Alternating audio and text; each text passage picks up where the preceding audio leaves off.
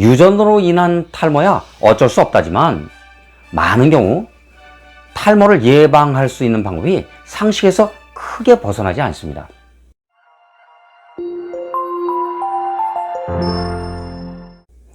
여러분 안녕하세요. KNL 기능의학TV 김강원입니다. KNL 기능의학TV는 질병의 원인 치료의 목적을 두는 의학 정보를 과학적 검증을 거쳐 여러분께 최대한 알려드리는 데에 초점을 맞추고 있는데, 그런 내용을 따라 이 채널에 방문해 주신 여러분들께 감사드립니다. 제가 이 영상을 제작하는 과정에 참고한 문헌 이런 것들은요, 요 아래 설명란에다가 링크를 남겨 놓을 테니까 관심 있는 분들은 살펴보시기 바랍니다.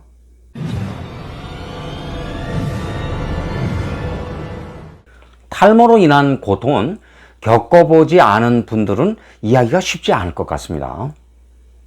유전적인 탈모가 가장 많겠지만 많은 경우 그 탈모를 예방 가능하다고 하거든요. 이번 시간에는 탈모와 관련된 그런 내용을 한번 살펴보려고 하는데, 궁금하시면 영상을 집중해서 보세요. 그리고 이 영상을 보시고 나서 정보가 되었다 이렇게 판단하시면 좋아요를, 다른 정보도 궁금하다 이렇게 판단하시면 구독을 눌러주세요. 물론 알림 설정까지 해두시면 제가 영상을 올리는 즉시 확인할 수 있으니까 편리하실 겁니다. 구독이 무료라는 사실은 잘 아시죠?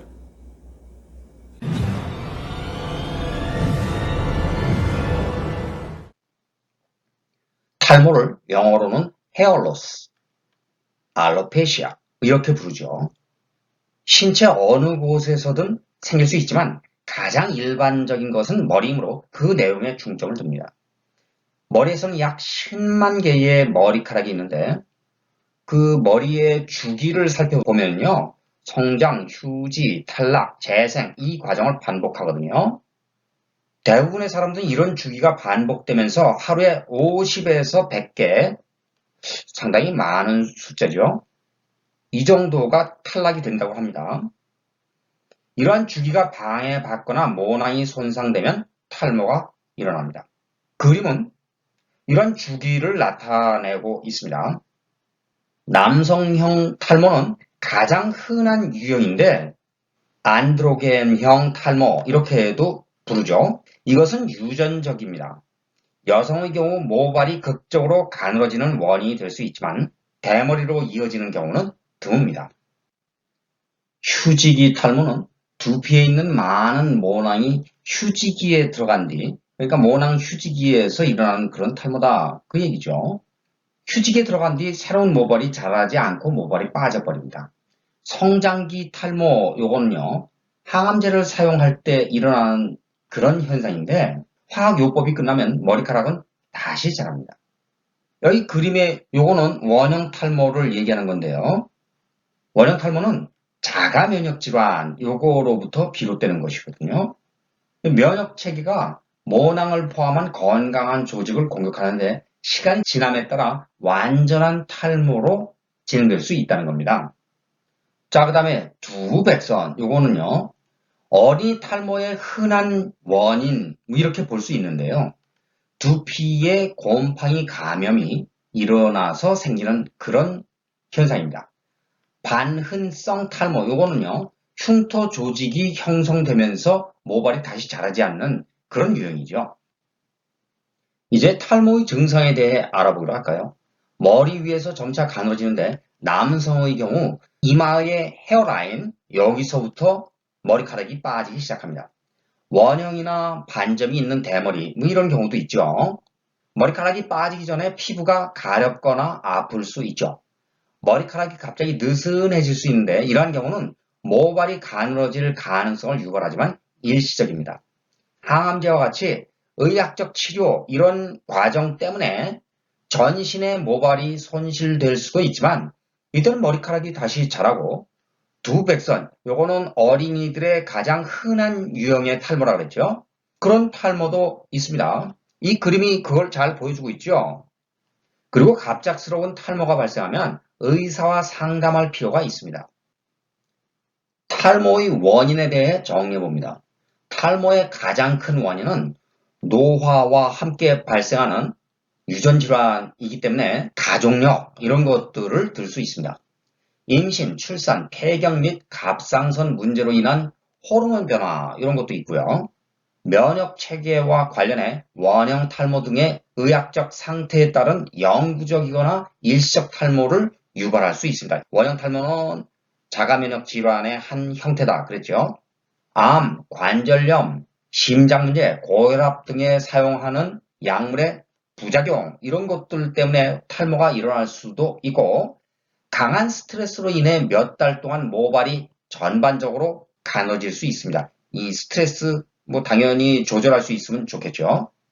여기 그림을 보면은요, 여성의 경우가 제일 많죠. 이거는 이제 견인성 탈모를 보여주는 건데, 이 견인성 탈모 이것은 과도하게 머리카락을 꽉 잡아당길 때, 그럴 때 생길 수 있습니다. 핫 오일 헤어 트리트먼트와 파마 이런 것도 모발을 빠지게 할 수 있고요. 흉터가 생기면 탈모가 영구적일 수 있죠. 대부분의 탈모는 유전적 요인에 의해 발생합니다. 이러한 유형의 탈모는 예방할 수 없습니다. 다음에 소개하는 내용은 탈모를 예방할 수 있는 경우의 팁입니다. 머리카락을 부드럽게 다루어야 하고요. 머리카락이 젖었을 때 빗질하고 듬성듬성한 그런 빗을 사용하는 게 좋습니다. 머리를 막 빗다가 그림처럼 브러쉬에 이렇게 수북이 머리카락이 나오면 걱정되죠. 탈모를 유발할 수 있는 약 그런 거는 피해야 되겠고요.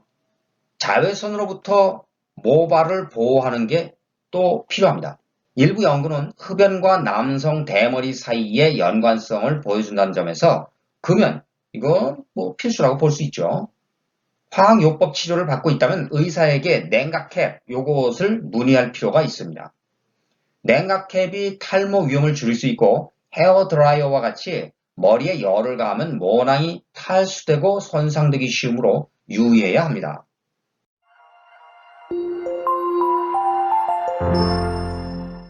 탈모로 고통받는 분들이 생각보다 많은 것 같습니다. 유전으로 인한 탈모야 어쩔 수 없다지만 많은 경우 탈모를 예방할 수 있는 방법이 상식에서 크게 벗어나지 않습니다. 생활에서 조금 더 신경을 써서 아름답고 풍성한 그런 머릿결을 유지할 수 있으면 좋겠습니다. 제 친구가 흰머리라도 좋으니 머리카락이 많으면 좋겠다, 이렇게 얘기하는 게 생각나네요. KNL 기능의학TV는 여러분 생각이 궁금합니다. 건강에 관한 소중한 의견이나 아니면은 영상에서 다뤄주기를 원하는 그런 아이디어 이런 게 있으면 요 아래 댓글란 그런 데에 의견을 남겨주시기 바랍니다. 오늘 영상은 여기서 마칩니다. 끝까지 시청해 주셔서 감사합니다. 그럼 다음 시간을 기약합니다. 여러분 안녕히 계십시오.